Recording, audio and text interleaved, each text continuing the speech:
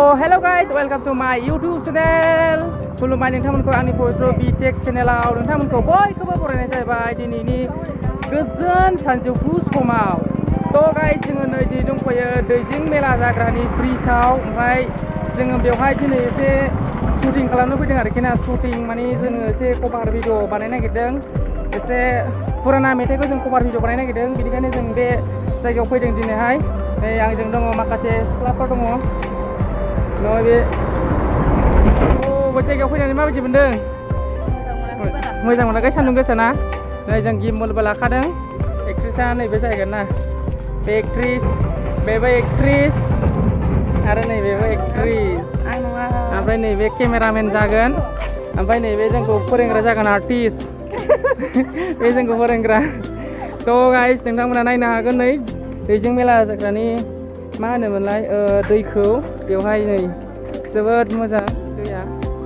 Assam guys beautiful. ओमफ्राय ओरैहाय दं नै ब्रिजआ जोबोद गोलाव नै ब्रिजआ गाइस। जा गोलाव ब्रिज। ओरैजाय नै सोनाबहा रिउ रिउ रिउ रिउ। गोदोहाय ना नैबेहाय 2019 बेहाय दैजिं मेला जादोंमोन। बाहाय हेलिकप्टार बिरनाय आरि जादोंमोन आरोखि ना दैजिं फेस्टिभेलाव। असम गाइस ओमफ्राय नै दा गोबां मानसिफोर बैयाव खाना जागासिनो आरोखि ना। दा देखायगोन आं नोंथांनि सिङाव र'।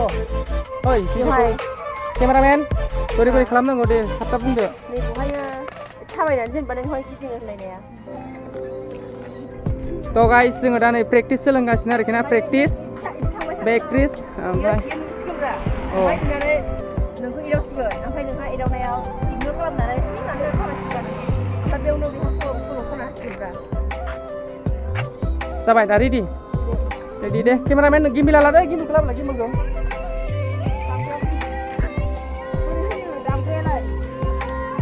थ' गाइस जोंनिया मोनसे स्टेपआ शुटिं जाखांबाय। दा जोङो दस्रा स्टेप खालामनो नागिरदों। बेखौ जोङो ओरैजाय बै गाहायाव खालामनाय जासिगोन आरोखि ना। ओमफ्राय दा नोंथांमोननि सिगाङावबो फारि फारि देखायलांगोन। ओमफ्राय जोंना नै एक्ट्रिसफोरा सान्दुं गोसायाव बाबाय जाहैदों एसे ओरैजाय।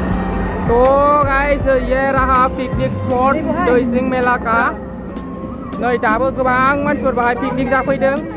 वाव दानिफ्रायनो मानसिबा आरो उनावहाय मा बुंबावनो ना मा होनो गाइस? ओरै खारबोला एसे रिल्स बायदि बानायनो।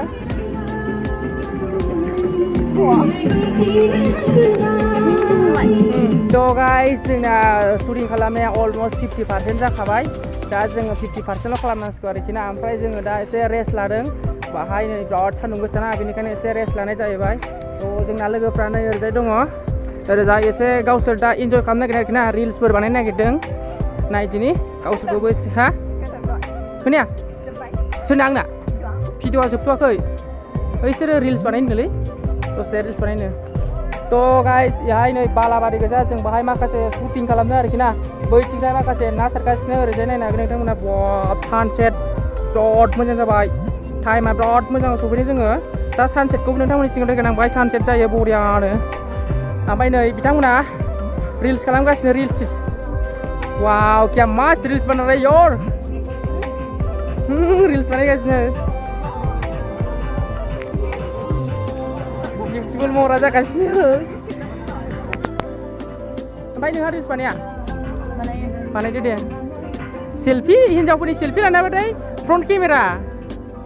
नैबे सिस्टार बे जोंनि सिस्टार हाय नुदोंब्रा माबोरै बोरै दं नोंथांमोना नुदों माहाय फट' खेबजानो बे जोंनि सिस्टार।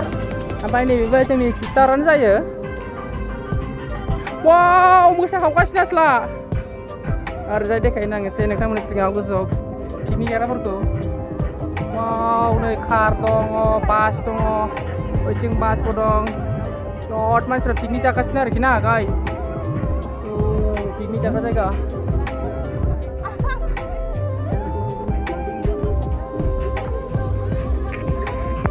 थ' गाइस आङो नै दा बिसोरखौ फट' शुट खालामबाय। बिराद मोजां फट' शुट खालामबाय आं बिसोरखौ। नोंथांमोना नायनो हागोन नै फुथुला बायदि गोजा सिख्लाफ्रा। बिनि नामा मा नामलाय जोंना? मायुरि। नै बेना रैसुमै गयारि। बेना नित्युमणि गयारि।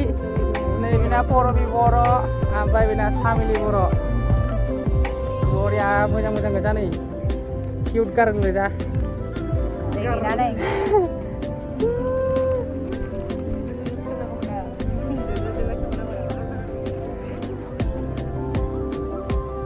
Đây thao bay berdiri, thao bay berdiri, thao bay lại.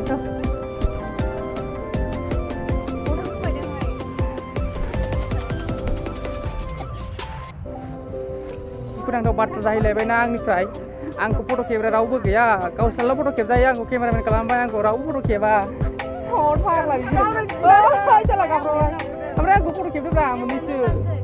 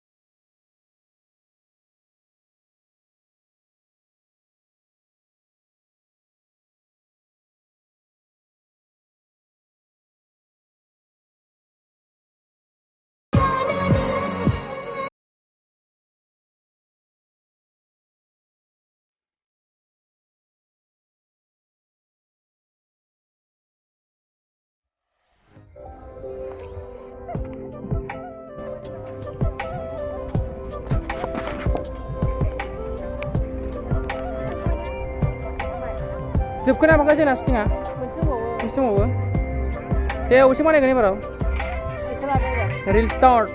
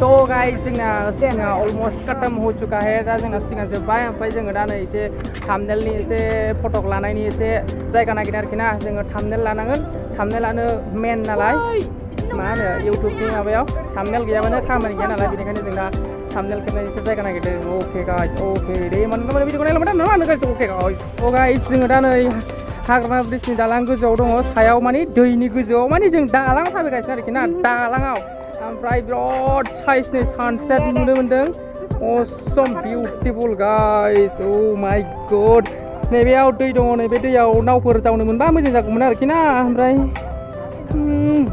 Guys ओरैजाय नै दंफां लाइफांफोर दङ ओरैजाय नै मानसिफ्रा थाबायगासिनो लोगोफ्रा जोंना नै मेंजोब्बाय जाहैदों ओंखाम उखैबाय ना मा होनदों नानि खाथिमोन जादों वाव नै ब्रिजआ बेसेबांबा गोलाव 1 किल'मिटार ब्रिजआ गाइस 1 किल'मिटार नैयाव माबा थायो ना बाला अन्थाइ ओरैजाय सानजाहा गाइस सानजाहा ओइ जोंना बेसर फोहांबाय गाइस बाहायनो बै लांदां जायगायाव पिकनिक जानो हाफैगोन नोंथांमोना फैयोबा हाग्रा ब्रिजआव बियो दैजिं जाग्रायाव गोदो नै ओरैजाय जादोंमोन दैजिङा सिगाङाव दा एबाराव जानाय नङा दैजिङा एकदम दे होमबा नायबाय था आं मानो नोंखौ गोसोखांबाय थायो तेरे लिए